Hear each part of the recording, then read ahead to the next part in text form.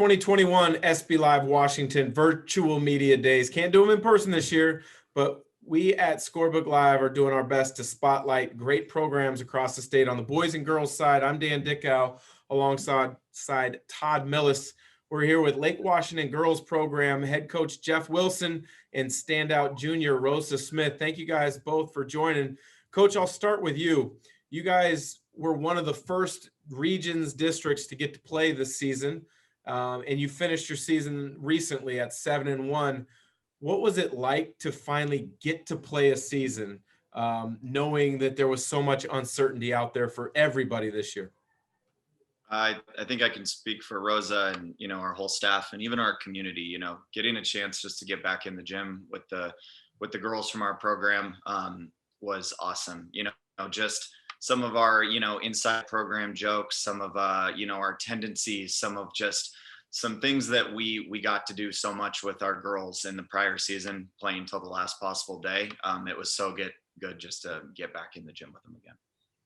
Rosa, for you guys to go 7-1 in a condensed season means you guys had to build some chemistry or pick up the chemistry from last season almost automatically. How did you guys do that? Was there off-season workouts leading into official practice, or what did you guys do to stay ready? Yeah, we were able to do some open gyms before the season. We were doing outdoor conditioning early in January and February. And so I think we were able to kind of pick up where we left off, and it was just great. We were all so happy to be in the gym again and just to see each other. So I think it was pretty easy to build that chemistry right back up. Jeff, if anybody had asked you, you were very confident that this was a team that could go contend for a 3A title in last season. You got to the championship game. Talk to the belief of your players after that championship game, especially with a young group moving forward.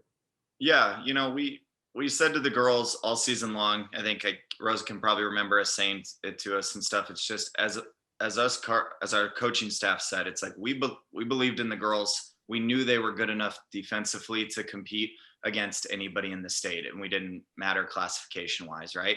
And offense was created from our defense, and so we tried to get that message across to the girls that if they're confident in an open shot, to take that shot, but to trust their teammates and make the extra pass. And I guess the belief in our program was really based on the team concept. And I recently just told this to the girls as a reminder to them, and I tell them to people all the time. We made a state championship with Rosa being our leading scorer at 11.5 points a game, or 11.8 points a game, right?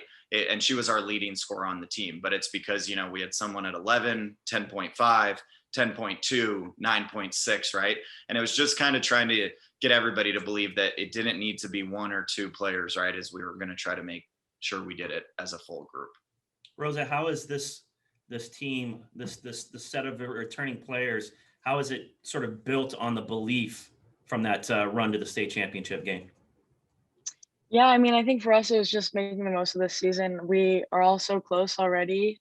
And, we knew that this was a condensed season, but we just wanted to make the most of it and have, give a great senior year to our seniors. And we're all just really close as a team. So just trying to make the most of what we can and continue to build. I think we've built an incredible culture over the past, 3-4 years now. And so we want to continue to build that and hopefully, build towards a state championship and as soon as possible.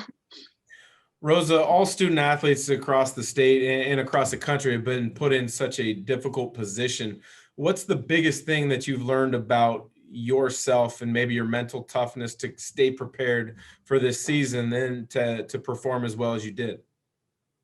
Yeah, I mean, maybe it sounds cliche, but not to take anything for granted, make the most of every minute that we have on the court as a team and just staying ready and being prepared. We had to be flexible. We had games moved this season and just staying ready and prepared at all times.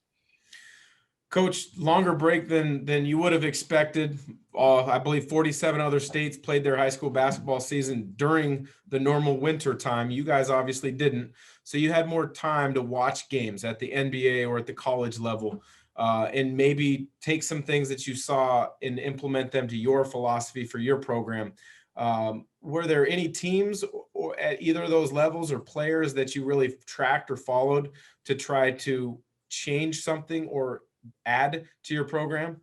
Yeah, so a few things that we've tried to build over the last few years is, we run a lot of dribble drive, and we play with a lot of pace, and so just trying to build in some extra concepts into not only our dribble drive but also how we're running and what we're looking for. I would say defensively though, the biggest change that we did and I followed, looked into teams like the Florida State men or the Virginia men and kind of the way that they ran their man defense. And one thing we implemented really well this year was blitzing our pick and rolls.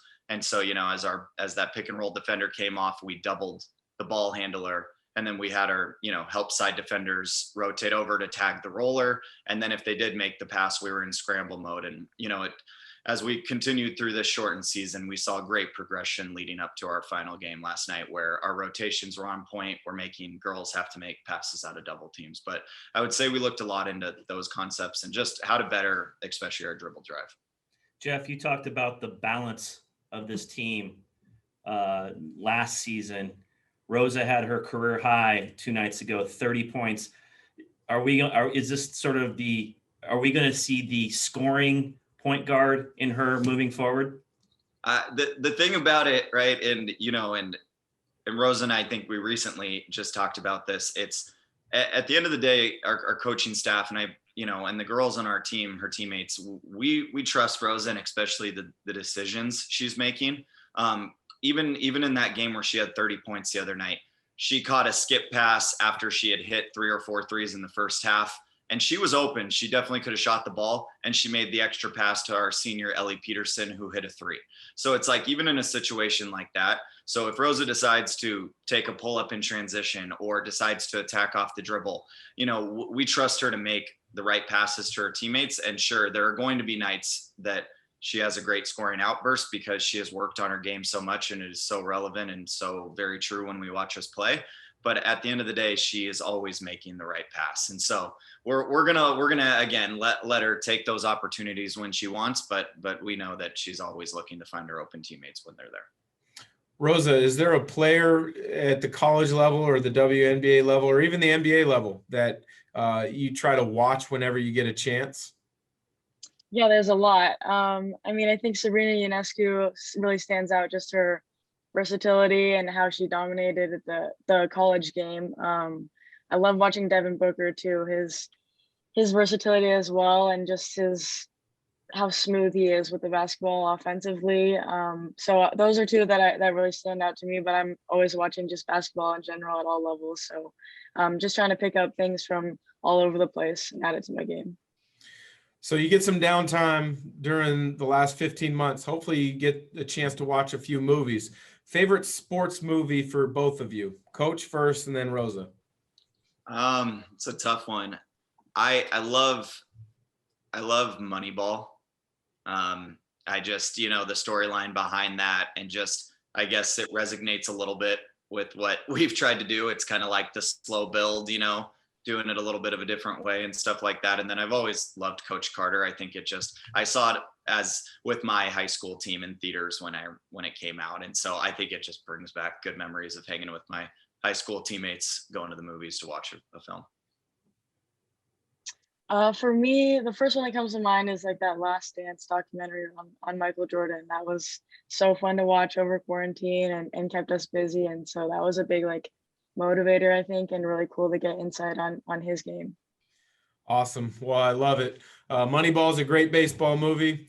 And then Rosa, you earn a lot of points in my book by saying Last Dance, because I can't get enough of that documentary either. So for Todd Millis, myself, Dan Dickau, everyone else at SBLive Washington, we appreciate the Lake Washington Girls Program joining our virtual media day. Thanks again for joining. Thanks for having us.